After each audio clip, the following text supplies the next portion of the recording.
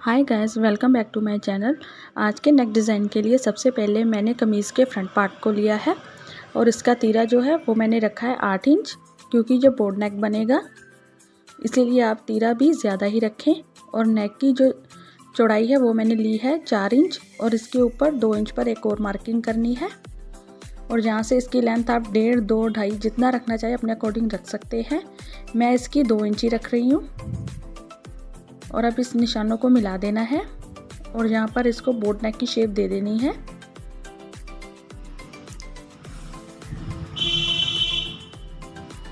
और अब यहाँ से नीचे एक 9 इंच पर मार्किंग करनी है और यहाँ से 1.5 इंच पर एक और मार्किंग करनी है।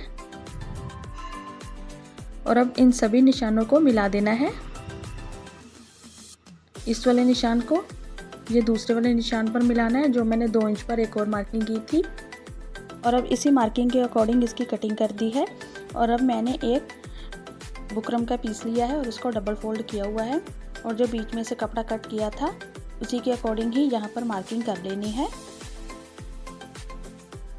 इस तरह से ये जो बोट नेक की शेप है ना वो वाली मार्क नहीं करनी है। और यहाँ पर इसी के अकॉर्डिंग ही इसकी कटिंग भी कर देनी है।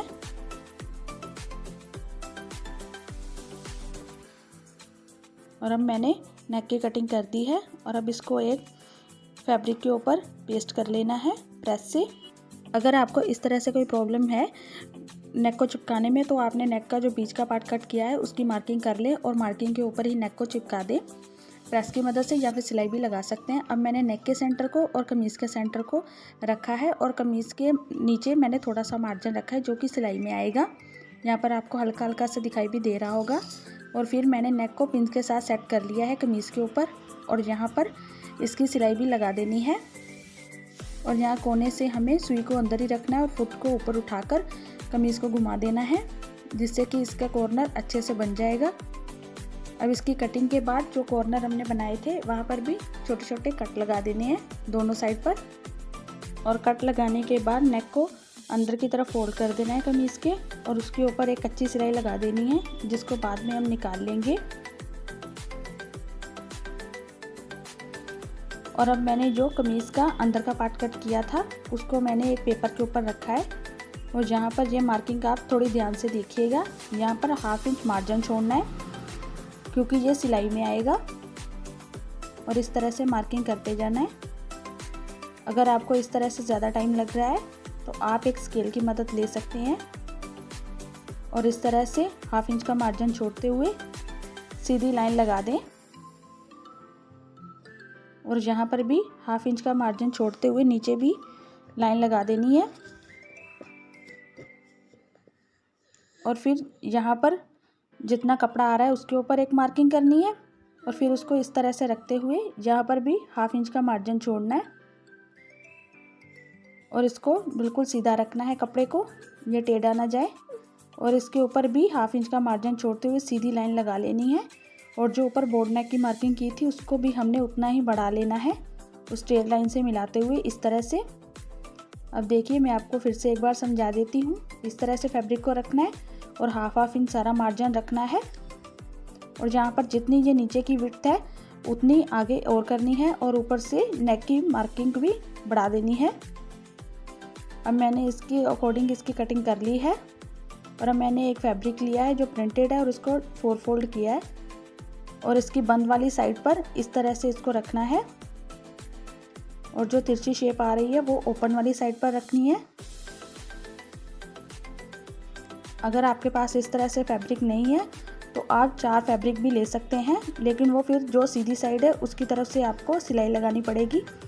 और अब इसी पेपर के अकॉर्डिंग उसकी भी कटिंग कर ली है।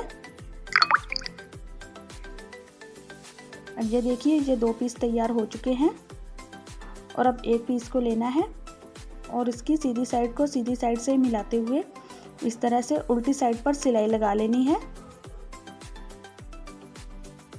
और जहाँ पर उतना ही मार्जिन देते हुए सिलाई लगानी है जितना हमने पेपर पर लिया था, यानी कि 1/2 इंच।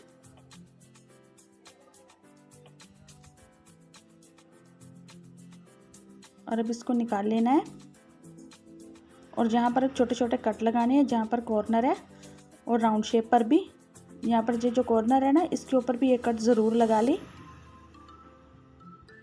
इससे इसका कोना अच्छे से निकल जाएगा।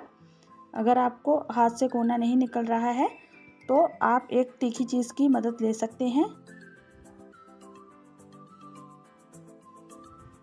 और अब इसके ऊपर भी एक टॉप स्टिच कर लेना है।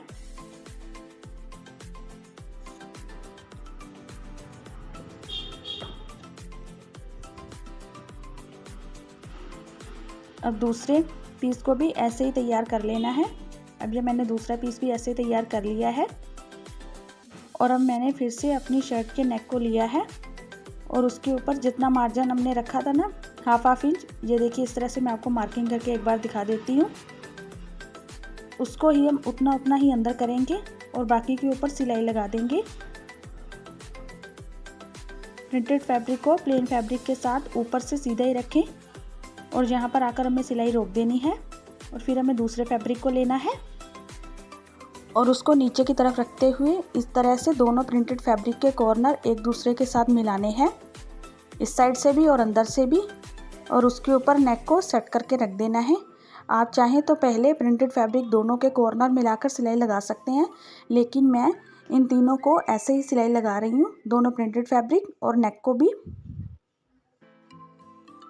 और इस तरह से यहाँ पर हम सिलाई घुमा कर ले आएंगे और यहाँ पर कॉर्नर पर आकर सुई को अंदर ही रखना है और उसके फुट को उठाकर फिर से घुमा लेना है और इस तरह से फिर से सिलाई शुरू कर देनी है। अब ये देखिए, ये हमारा फैब्रिक पूरी तरह से सिल चुका है और ये कुछ इस तरह से आएगा। बैक से आपको अपने प्रिंटेड फैब्रिक को इस तरह से हल्का सा अंदर फोल्ड करना है ताकि इसकी शेप अच्छे से आ जाए। और ये देखिए गाइस, अब मैंने यहाँ पर 2 बटन्स भी लगा दिए हैं। आप अपने अकॉर्डिंग यहाँ पर बटन या कुछ और भी लगाना चाहते हैं तो इसको लगा सकते हैं। तो मेरी आज की वीडियो आपको कैसी लगी प्लीज़ कमेंट करके ज़रूर बताएं।